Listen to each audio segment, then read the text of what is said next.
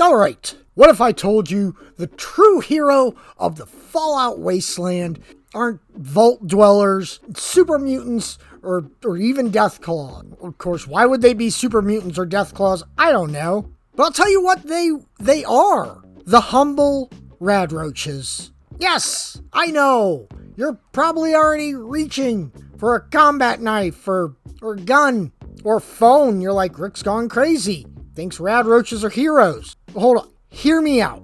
These irradiated insects are doing more for the Fallout universe than you've ever realized. From shaping gameplay to representing the resilience of life itself. Radroaches might just be the backbone of the entire wasteland ecosystem. So grab your Radroach meat, that's disgusting, and a cold Nuka-Cola, which is, I don't know, probably also disgusting. If you've ever played Fallout 4, you know how it's made.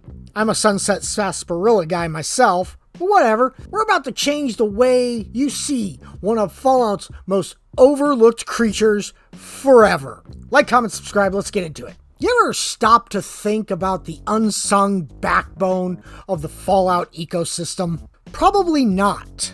But I have. This is what happens when you just hang out all day and come up with video ideas. While you're out scavenging ammo and blasting raiders, there's a creature working tirelessly behind the scenes, keeping the world alive, balancing the ecosystem, and even feeding survivors. Radroaches are more than just early game XP. They're the first signs of life. Even after nuclear annihilation, life finds a way. Thank you, Jeff Goldblum. Think about it. When you step out of the vault for the first time, who greets you? Not some overpowered mutant or high-tech robot. It's a Radroach. It's like Bethesda's way of saying, welcome to the apocalypse. Start small, survive smart. They're not there by accident.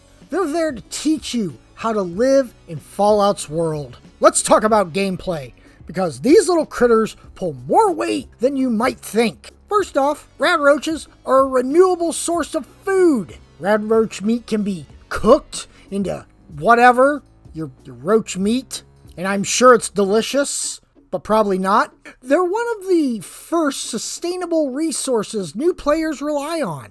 Without them, early game survival would be brutal, especially in Fallout 76's hunger system. Next, Radroaches are your first real combat lesson. They teach timing, movements, weapon basics without the instant death penalty. They help players get comfortable with Fallout's combat. Think of them as your radioactive sparring partners.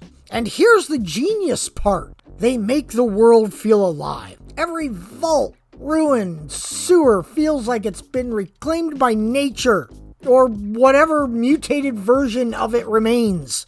A silent world with no Radroaches would feel sterile, empty, dead, like my hopes and dreams. They're a reminder that even after the bombs, evolution marches on. Wings twitching, antenna glowing and all. Lore-wise, Radroaches are the perfect Fallout metaphor. They represent mutation, adaptation, and survival. The same themes running through the entire franchise. Before the bombs, cockroaches were already the symbol of resilience. They could survive radiation, starvation, and even being flattened under your foot.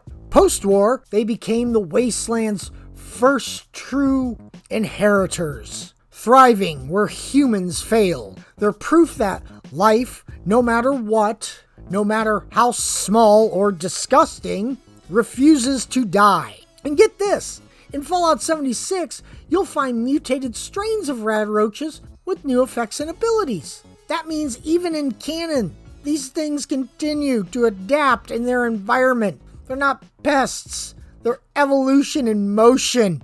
And if that's not a post-apocalyptic success story, I don't know what is. Here's the thing. We've been looking at Radroaches all wrong. They're not just background noise or cannon fodder. They're the thread that ties together Fallout's gameplay, its tone, and its message of persistence.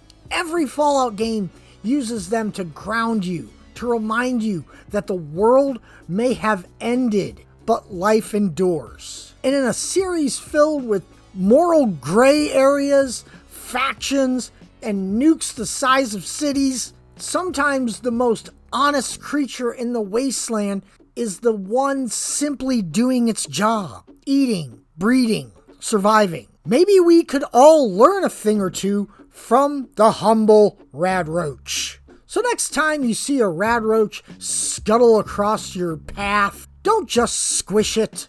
Take a second to appreciate what it represents. The persistence of life in a world that should be dead. Then you can crush it, or, I don't know, shoot it with your fat boy or Gatling gun. Because in a wasteland full of monsters and myths, the real hero might just be the smallest one of all. Or I just felt like making a very ridiculous video about Radroaches. If you enjoyed this deep dive into Fallout's weirdest heroes, drop a like, subscribe for more Wasteland Wisdom. That's what I'm going to call it. That's the name I gave it. And tell me in the comments, what's your most memorable Radroach encounter? Probably none, but I don't know. Put it in the comments. Now I have to go find a bunch of Radroaches so I can shoot B-roll for this. All right, bye.